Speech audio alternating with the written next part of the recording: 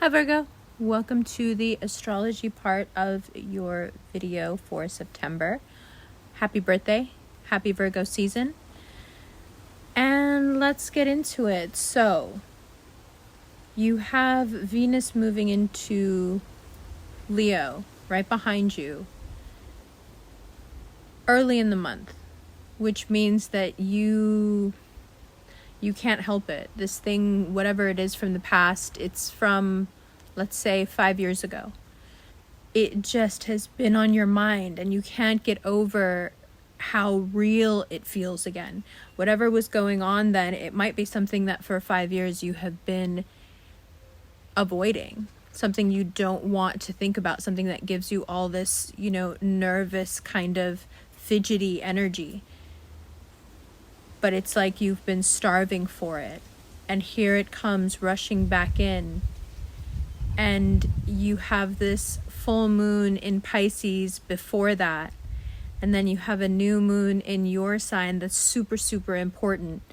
So you end up meshing this thing from the past in with your emotions from right now. And you keep having this resounding kind of like mantra in your head. How much different would it be if A, B, and C had happened then? What would it look like now?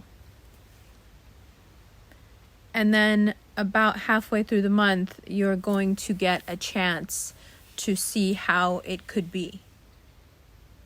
Now, that could be on an ideological level. You happen to watch two people interact the way you used to with this person. It could be sentimental just within you. You have a big purging and you realize that this thing that you've been kind of carrying around behind you stealthily just is dead weight.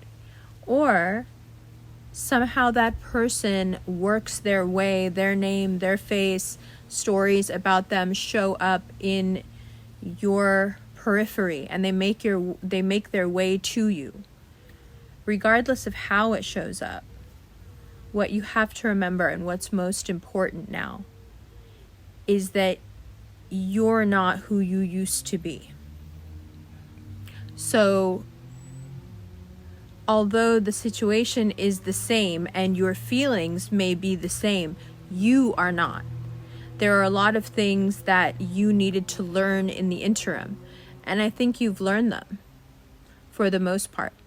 And what's so great is that you've been holding back, feeling like you wanted this and it didn't work out, and then that didn't work out, and what's going on, and why can't I have my way? But now, all of a sudden, this comes out of nowhere, and you realize why things haven't worked out in the past few months, because if any of that stuff had worked out, this wouldn't have appeared. It's that important. It's that rooted in your emotional well-being. It needs to be resolved, right? So that's what you have to look forward to in terms of big celestial events. You have Mars going retrograde in Aries. So there are a lot of things that you have done in the past, especially in that time period that we're talking about, that you're thinking about now and saying, why didn't I do this? Why couldn't I have handled it like this? It would have been so much better if I had. Add that sentiment to this energy making its way back into your life, and you can see how all of you is kind of primed for this, ready for this, wants this, needs it. So you have a very celebratory month in that you get to do the thing that Virgos like to do the most, which is to go over something and analyze it and find the flaws and be able to fix them if you want. Now, there are some of you who will embark on that journey that we're talking about, and very quickly into it, you will realize that the person, you could never see them clearly back then for whatever reason, and you will decide that you don't want anything to do with them. So it's very make or break. But let's look at the cards and find out more. Happy birthday. I love you. Hi Virgo, welcome to the second part of your reading. Tonight is the full moon, and you've been doing a lot of thinking, especially about your relational life, your emotions, and how your relationships have a tendency to play out. You may have been wondering where you got these patterns, or you've been looking around and it's very obvious where you got the patterns. The full moon wants you to recognize it. There are things that will come to you tonight, understandings of how you relate to people and why, and what brings you closer and what turns you off.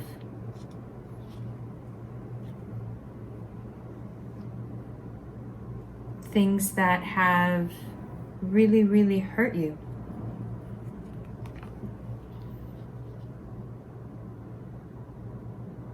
But also brought you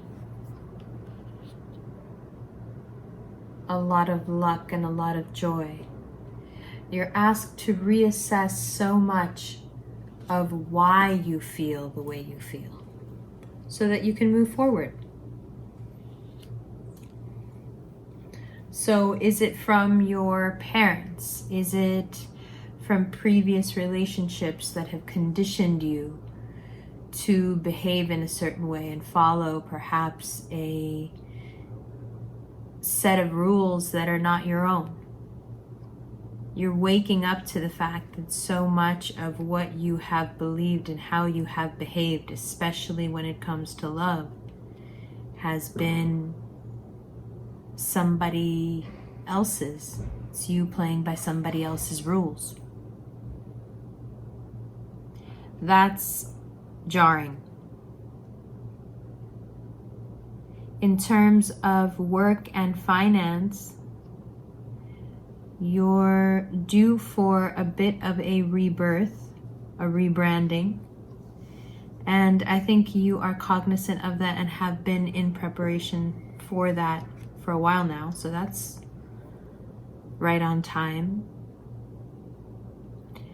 It is important, if you want this new branding to stick, whether this is personality traits or a business, it is important to energetically clear out your space.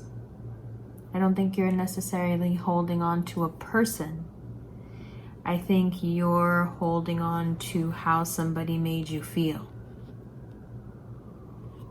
This is not about some sort of misplaced sentimentality for someone.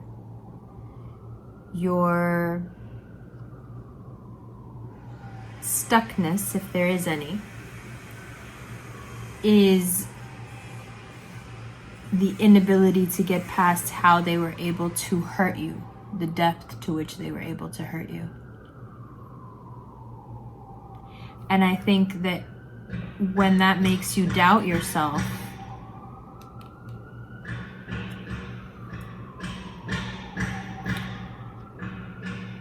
then it becomes easy to doubt everything, right? Is it me? What's wrong with me? Why do I behave this way? What is it about me, or what is it about my past, or what is it about my upbringing that prompts me to behave this way? And what does that mean for my life? Does that mean that I end up alone? These are the questions that inevitably come to Virgo's mind in Virgo season, because you want to take stock. But to interpret this energy in that way and to beat yourself up with it would be to do yourself a great disservice. If you were to step out of the Virgo shoes for a moment and not be hard on yourself, you could also look at the exact same situation and say, Now I understand why I behave the way that I do. I get what so many of my triggers are based on. I understand that for the Ten of Wands to appear, the Ten of Swords needed to be there. I'm grateful for this opportunity to rebrand and to get rid of so much dead weight and to really be able to spin this wheel really fast.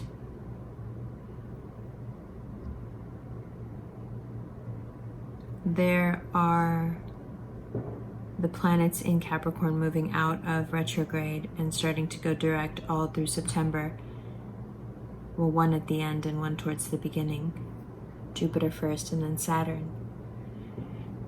And as a fellow Earth sign, it would be really wonderful if by the time on the 29th of September, Saturn starts to go direct. It would be super, super great if you could, by then, have resolved this Eight of Cups energy within yourself and truly forgiven yourself for allowing the hurt, forgiven whoever it is or whatever it is, or if it's just the time that slipped away from you, whatever it is that's got you, stuck on that thing. Just to forgive yourself and forgive the situation. And not that you need to be reminded, because I've been doing it through the entire reading, but you really, really need to let it go. More than anything, because it's a very special time right now, and you have the ability, like super, super magical ability to do really great things. Really great things. But first, it's about being able to pass the test. If you're too neurotic about it, you won't get to the magician phase. You first have to be able to look at everything that's happened to you and acknowledge that there are things, not people, but the way they made you feel, that you're still hung up on, that you're holding a grudge about. It's really important to admit it to yourself so you can start the work of letting it go. But this is a real clog to your energy when there is a golden trine, a golden pyramid earth trine, trying to bring you everything that you want. Yes, there are obstacles here. Yes, there are things that need to be done away with, but it's all internal stuff that if you put down your stubbornness, you can do them really easily. Everything else is very positive. It's about forward movement. It's about remaking yourself. It's about abundance. It's about hidden cards. Six of Pentacles. The Ten of Swords and the Six of Pentacles often go together, if you've noticed. And I have always equated this with very, very similar energy. One leads to it. This is a very toxic feedback loop. When you feel like crumbs from anyone are enough and you're basically living off of their emotional charity, you very easily end up at the Ten of Swords. And if you are already at the Ten of Swords, you can very easily end up in a relationship like this. So it feeds itself. So Virgo is once again asked to leave whatever that situation is behind. But there are many of you who will want to reignite something with an ex, someone that you have walked away from, someone that you did think at one time had great potential, and you were all about it. And now you are going back and forth about being with or getting in touch with that person because you're just so completely unsure what they'll say, but at the same time you feel very deeply compelled to do so because you feel stuck. And although you have tried to hide it, it is getting to you. So what do we do, Umber? Well, as a Gemini, I'm always going to say the same thing. Do it. call, write, see the person, say the thing. The Judgment card is telling you right away to say the thing, right? Say the thing. See what happens. Let go of what you logically know you're emotionally just hanging on to just to have something to hang on to. You don't really even, it's not real to you anymore. It's just a score to settle, it seems like. And this energy is too good to waste on that, because like I said, once you get around this stuff, which this stuff is just different manifestations of your ego, no judgment, you will be able to make some long-term, very successful, creative decisions with this energy that will last a very long time and will bring you a lot of wealth. So it's important to get this emotional stuff out of the way and focus on your career. Okay? Good. The extended will be available in the links below. There's an instant link and a Vimeo link. If you would like a 5 to 7 minute recorded reading sent to your inbox, there is a Cameo link below. If you would like a 15-minute one-on-one video chat reading, there is a Chatalize link below. Also, if you are interested in purchasing either one of these rings, this is the Empress and this is the High Priestess.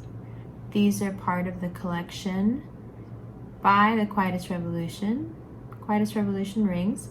There is a link for these below as well. Okay. Love you, love you. See you in the extended in just a second.